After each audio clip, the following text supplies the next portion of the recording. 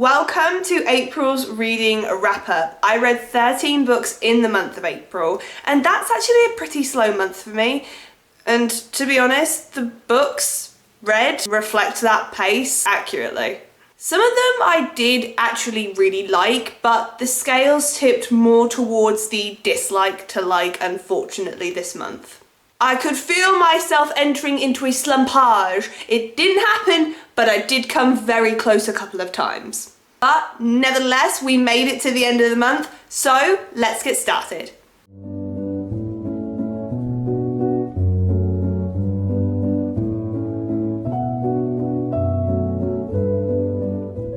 The Lies and Truth Duet by Rina. I gave this on average a 2.5 stars and 3 chilies. I just didn't care about the characters. Asher was a prick and not the likeable kind. Rina was whiny and immature. I do have to give this book some grace though, because I did read the Legacy of God series before reading this book, so I know how Asher treated Killian. So I wasn't really his biggest fan. What I did enjoy was the dynamic we got between Naomi and Sebastian, and I do believe that they get their own book. I think it might be Empire of Lust, one of the standalones. I could be wrong.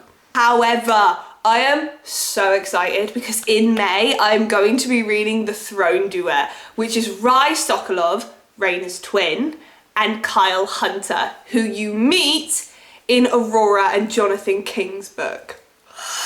Kyle Hunter has had a gorilla-sized grip on my brain cells since I first met him. Now that man is a daddy. The Wrong Catch by C.R. Jane. You should have heard the squeal I screamed when I got the email that I was getting access to this book early. I gave this book 3.5 stars and 3 chilies. I love C.R. Jane's writing, and I have been chomping at the bit for Mattie's book since I read The Wrong Quarterback and the Wrong Player last year. What do you mean? She stalks him, but he falls first?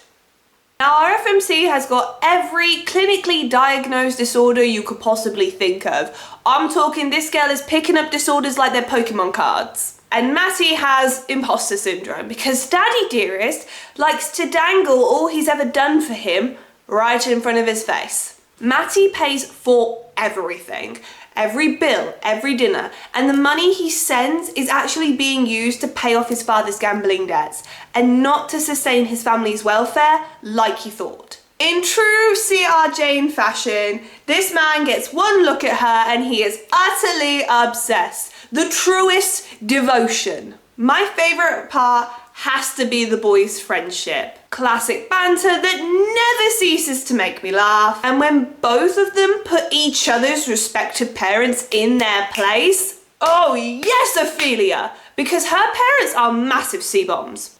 Bad Bishop by L.J. Shen. Oh lordy, oh lordy. This was funny and sweet and definitely in my top 5 books that I've read so far in 2026. This man had some of the best one-liners. I'm going to share a couple of them with you, and don't worry, they're not spoilers, they have absolutely nothing to do with the plot. Side note, I read out some of these to my non-reader bestie Jordan, and she giggled. Jordan is very hard to make laugh, so I am very proud of this. I do have to say this is personally my favourite one. So he's just looking, this is in his inner monologue, he's just looking at one of our FNC's brothers, and he goes, "He looked about as scary as a mouldy piece of marshmallow." And I thought this was brilliant as well. I don't believe I'm going to have to 18 plus this if I say this quote, but let's see what YouTube says. "The second time she tried to stab me, I leaked enough pre-cum to glaze a Cinnabon." This man is unhinged! Unhinged! Now, saying all of that, I did only give this 4.5 stars and 3 chilies. I just don't know how I feel about her being pregos and them doing it. I don't know. I don't know how I feel about it. I know that that is completely normal. I just, reading about it, it makes me feel a bit meh. Handsome Devil by L.J. Shen. I had a big L.J. Shen month. 5 stars and 3 chilies. I cannot give this any less than 5 stars. The audio, perfection. The build-up to the spice and just the plot throughout was done expertly. And as always, Miss LJ Shen smashes it out the park. The way she wrote Gia and Tate, oh miss, I tip my hat off to you. Seduced by My Stepdad by CJ Riggs. I gave this 4 stars and 4 chilies. Now if there's one thing you ever listen to me about, let it be this. CJ Riggs will always pull you out of the slump. She has done it for me before, and for me as a reader, it's actually really hard to slump. So the fact that she can pull me out of it, Miss Riggs, I applaud you. Now, if the title wasn't obvious enough, this is a stepdad and a stepdaughter. There's an age gap. We have a little bit of forced proximity because they get snowed in together. I'm just gonna give you my favorite scene and then you can take from that what you will. I have it written down because I knew I was gonna forget the details, so bear with me. So her mum is out of town and obviously they get snowed in together. She goes to create some content in his bedroom because there's actually only one bedroom and he offered it up to her whilst he sleeps on the couch. They had an argument about an hour beforehand, so he goes upstairs to apologise but doesn't knock before entering the room. And the kind of content that she creates is the explicit kind, so you can imagine what he walked in on. What follows on from there was just delicious. He goes to town on her. It was to the point and around 150 pages, I believe. Great little novella to add to the list if you're wanting to achieve your reading goal, for example. Such a Good Girl by Effie Campbell. I gave this 3.5 stars and 4 chilies. This unhinged tomfoolery hit the spot. I was rooting for these two from the start. The ending was not what I expected and I haven't continued with the series yet because my emotional turmoil is still in disarray. It went off and to be fair, she took it like a champ. Let me tell you something, ladies, come closer and listen very carefully. If you put on your lingerie, tie your hair back, kneel and wait for your husband to come home, and when he does come home, his response to you is, "Ew, what are you doing? You're such an attention seeker." Leave his ass behind. Take it from someone who knows, okay? Never again. Nocticadia by Keri Leigh. I am imploring, no, demanding that you read what is written on these pages. Oh my God, I have lost the ability to cognitively function putting a sentence together to explain how good the plot, the spice, and the gothic vibes are in this. I will always be the first to admit that I am not in any way, shape or form academically inclined, especially when it comes to science. However, this was so easy for me to follow.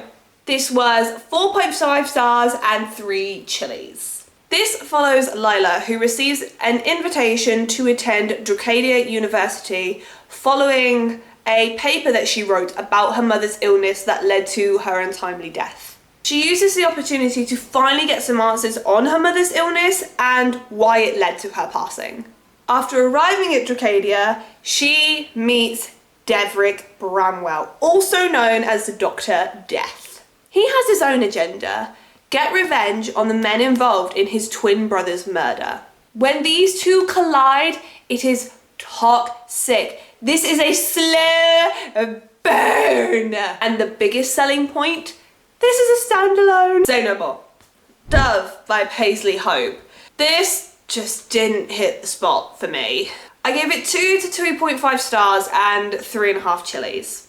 I can appreciate the fact that this is a book. Not quite DNF material, however, it's not something I would recommend to read second. I tell you to read it first before you read Wolf. And the plot in this lasted all of 5 minutes. My favourite part was that this was voiced by 2 of my favourite writers, CJ Bloom and Aidan Snow.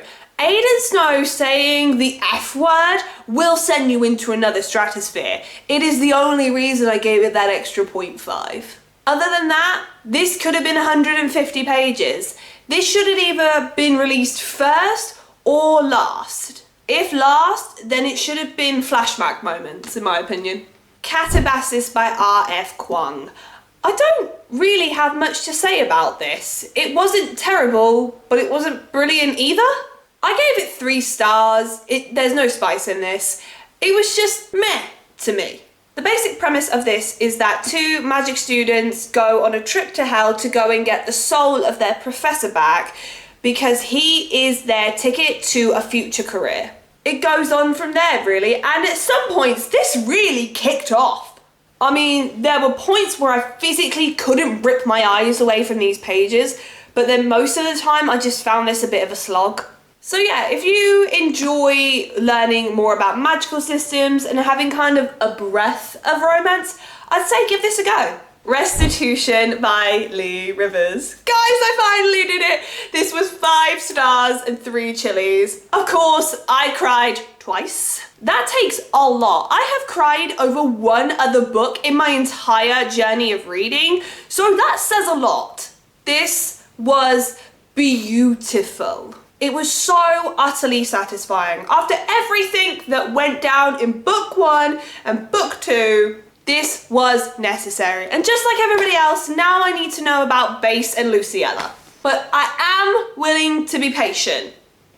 Let's see how long that lasts. If I give you any details about this book, it will spoil books 1 and 2 because this is a trilogy that follows the same couple. Life and Laughing by Michael McIntyre. You didn't think this would be in here, did ya?